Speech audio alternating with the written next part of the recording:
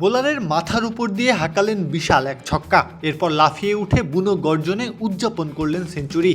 এক অন্যরকম বাবর আজম, যার ব্যাট এখন রাজদণ্ড, ওটা দিয়েই শাসন করছেন বোলারদের। শতক যে তার কাছে এখন ডাল ভাত। একদিকে চাপ, অন্যদিকে ফাইনাল টিকিটের লড়াই। এই দুয়ের মাঝখানে দাঁড়িয়ে বাবর খেললেন নিজের স্বভাবসিদ্ধ শান্ত ক্রিকেট। প্রতিটি শট ছিল পরিমাপ করা, প্রতিটি রান ছিল নিয়ন্ত্রিত। গ্যাপ খুঁজে বের করা, স্ট্রাইক রোটেট করা, আর সুযোগ পেলেই বাউন্ডারি। সব মিলিয়ে যেন ব্যাটিংয়ের এক নিখুঁত পাঠ। এভাবেই সবাই আপন হয়ে উঠুক। ইসপির আপন করার সাথে। ইসপি আপন করার স্বাদ। শুরু থেকে শেষ পর্যন্ত নেতার ভূমিকায় দলকে পথ দেখালেন, শাসকের ভূমিকায় শাসন করলেন বোলারদের। বড় মঞ্চ যে বড় তারকাদের জন্য, এটাই প্রমাণ হলো আরও একবার। বাবর যেন পণ করেছেন পেশর জালমিকে শিরোপা জিতিয়ে তবেই শান্ত হবেন।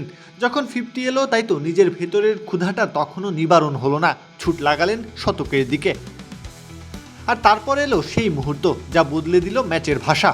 মাত্র 57 বলেই পৌঁছে গেলেন 3 অঙ্কের গন্তব্যে। শেষ পর্যন্ত থেমেছেন ঝলমলে 103 রানের ইনিংস খেলে। এটি তার পিএসএল ক্যারিয়ারের 4 নম্বর, চলতি আসরের দ্বিতীয় শতক। বড় মঞ্চে আবারও প্রমাণ করলেন বাবর আজম মানেই বড় ইনিংসের প্রতিশব্দ। বাবর যখন ছন্দে থাকেন তখন তিনি শুধু রান করেন না, ম্যাচের গতি, প্রতিপক্ষের পরিকল্পনা সবকিছুই নিজের নিয়ন্ত্রণে নিয়ে আসেন। পিএসএলটাকে বেছে নিয়েছেন সমালোচনার জবাব দেওয়ার জন্য, কটাক্ষগুলো সীমানার ওপারে পাঠানোর জন্য। তিনি পেরেছেন, স্বমহিমায় ফিরে বুঝিয়ে দিয়েছেন বাবর নামধারীরা কেবল শাসন করতেই আসেন। প্রত্যহ কাব্য, খেলা 71।